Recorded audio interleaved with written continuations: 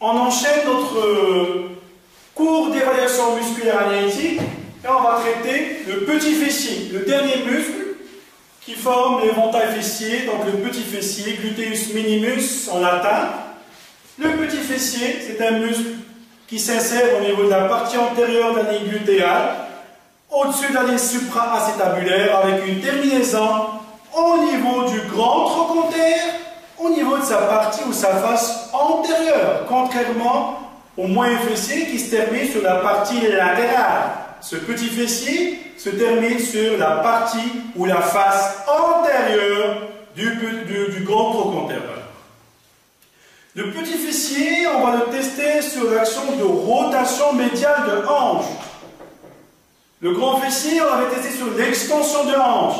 Moyen fessier sur l'abduction. Le petit fessier, on va l'évaluer, le tester sur la rotation médiale ou rotation interne de hanche. Donc sans plus tarder, on passe aux différentes variantes et aux différentes cotations. Commençons toujours par la cotation 3. Ce petit fessier, en ce qui concerne la cotation 3, 4 et 5, les auteurs parlent de deux variantes.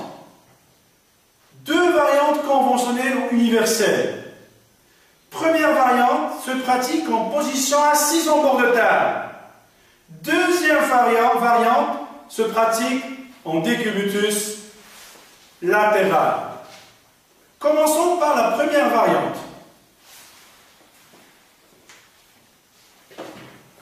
Notre patient sera installé en position assise en bord de table, genoux fléchis, jambes pendantes.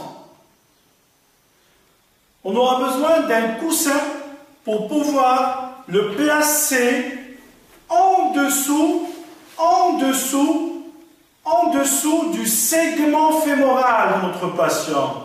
Donc je répète, patient installé en position assise, un coussin d'épaisseur normale positionné sous le segment fémoral du patient dans un but d'horizontaliser le fémur, le segment fémoral par rapport au plan de travail. Et donc, on va apprendre, montrer au patient le mouvement de rotation interne et puis par la suite, on va juger si le mouvement sera réalisé dans toute l'amplitude ou pas. Après avoir installé le patient, l'évaluateur sera positionné homolatéralement. Je répète, l'évaluateur ou le kinésithérapeute sera positionné homolatéralement. On montre à notre patient le mouvement à faire. C'est une rotation interne, en commençant de la position neutre, indifférente. Une rotation interne. Donc, j'insiste à ce que le mouvement se fasse au niveau de la hanche et non pas au niveau du genou. Il ne faut pas confondre la rotation interne de la coxo-fémorale, de la hanche, avec la rotation interne du genou, quand ce dernier est fléchi à 90 degrés. Hein? On parle de la hanche.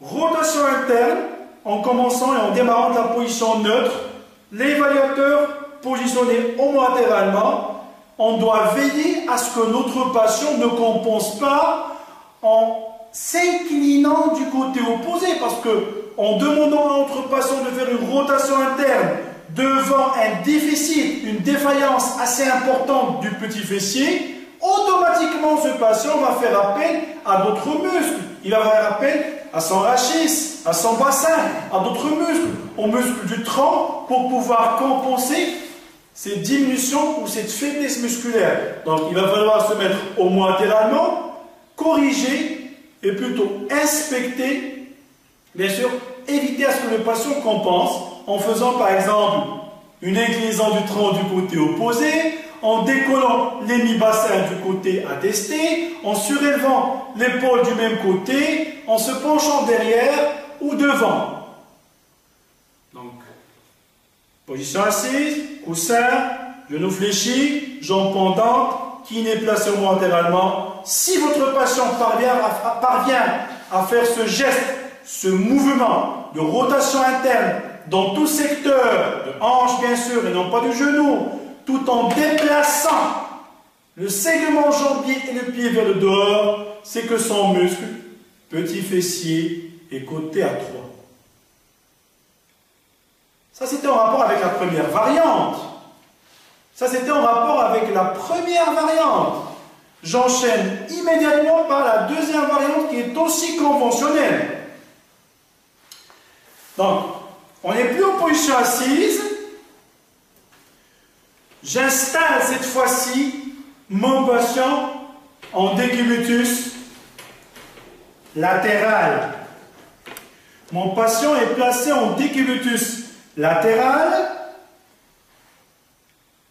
Les deux membres inférieurs fléchis au niveau de la hanche et au niveau du genou.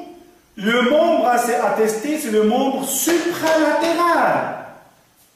Le membre à tester, je répète, c'est le membre supralatéral. Le membre qui se trouve vers le haut. Donc, genou fléchi, hanche fléchie, patient toujours en décubitus latéral. Il faut toujours veiller au confort et à la bonne installation de notre patient. Je montre à mon patient le geste à réaliser, tout en étant, bien sûr, kiné, placé derrière. Une main sera positionnée toujours à hauteur de la crête iliaque et du bassin, bien sûr, et je montre à mon patient le mouvement de rotation interne à réaliser au niveau de sa hanche. Si vous l'avez bien remarqué, quand le segment jambier de mon patient se déplace vers le dehors, vers l'extérieur, on est en train de parler d'une rotation médiale et non pas d'une rotation latérale de hanche.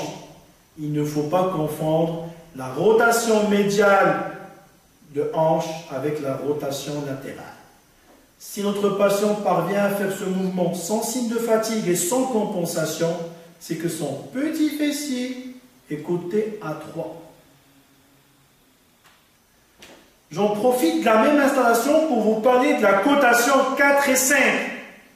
4 et 5, toujours en décubitus latéral, le bon confort du patient, genoux et hanches fléchis, évaluateur positionné derrière son patient.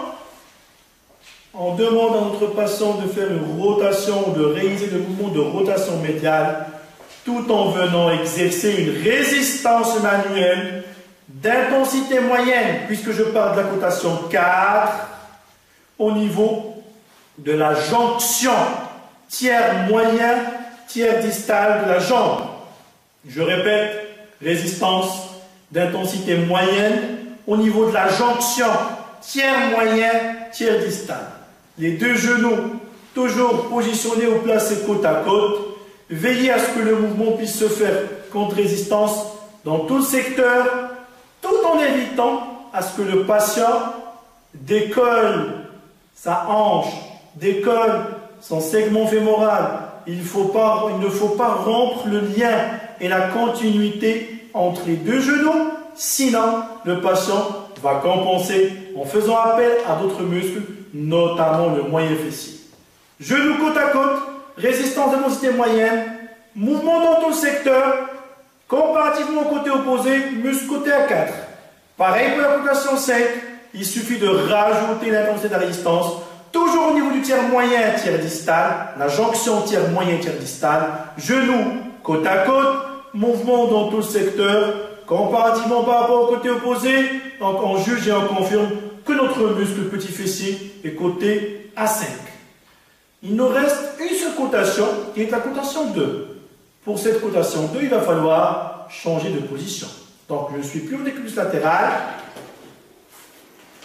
Pour la cotation 2, on aura deux variantes. Et lorsque je vous parle des variantes, ce sont toujours des variantes conventionnelles. Il ne faut pas inventer des positions ou des installations qui ne sont pas universelles. Donc, première des variantes que je vous propose, c'est la position debout. Et je vous rappelle que je suis sur la cotation 2 du petit fessier. Pour ce faire, j'aurai besoin d'un petit coussin à épaisseur normale ou une petite planche en bois d'épaisseur normale que je vais positionner au sol et je vais demander à mon patient de se mettre, de placer le membre opposé, c'est-à-dire le membre d'appui, le membre qui ne sera pas testé sur cette planche en bois, dans un simple but de gagner en hauteur pour pouvoir réaliser le mouvement de rotation interne du côté opposé sans qu'il y ait des contraintes de frottement contre le sol. Patient en position debout, planche en bois ou coussin placé sous le pied du côté d'appui. De préférence, patient positionné devant un mur ou un barreau d'espalier pour prendre appui et pour être en équilibre total et en démarrant d'une position neutre.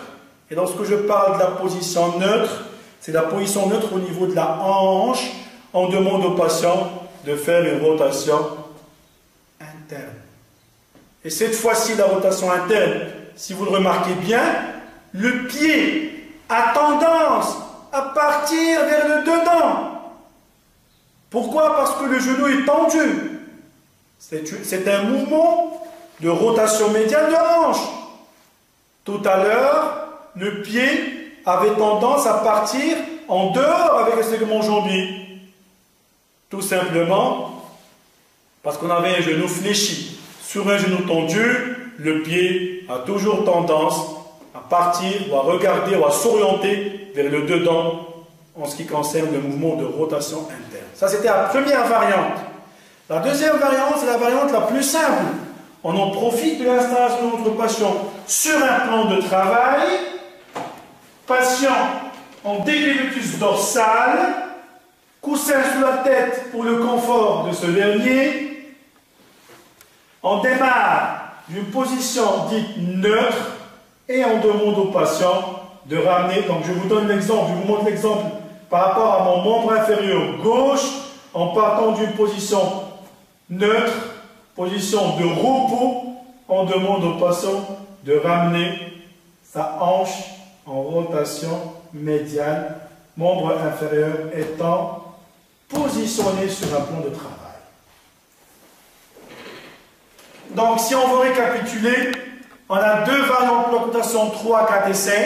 En position assise, en bord de table, genou fléchi, jambes pendantes. En décubitus latéral, valable pour la 3, la 4 et la 5. Il n'y a que la résistance qui diffère entre la 4 et la 5. Et bien sûr, les deux variantes concernant la cotation 2. Une variante en position debout avec une planche en bois sous le côté, sous le pied d'appui. Et une variante en décubitus dorsal, comme vous venez de le voir à l'instant.